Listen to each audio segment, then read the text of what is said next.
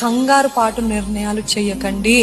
మరి ముఖ్యంగా వివాహ విషయంలో, మరి ముఖ్యంగా ఉద్యోగ విషయాల్లో, మరి ముఖ్యంగా స్నేహితుల విషయంలో డోంట్ టేక్ హేస్టీ డిసిషన్స్. ఎన్నోసార్లు చెప్తూ వచ్చాం.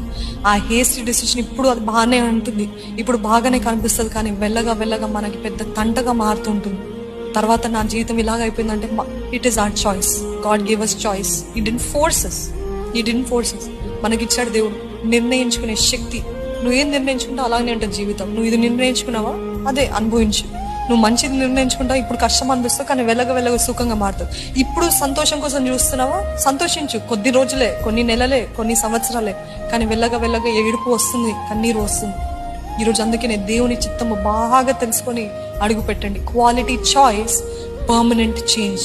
మన జీవితంలో పర్మనెంట్ చేంజ్ కావాలంటే ప్రతి నిర్ణయము దేవుని చిత్తానుసారం ఉందా, ప్రతి నిర్ణయము ఇది నాకు బెనిఫిషియలా, లేకపోతే నా నుండి ఎనర్జీ డ్రైన్ అవుట్ చేస్తుందా, నా నుండి ఏదైనా తీసుకెళ్ళిపోతుందా, నాకు అవసరం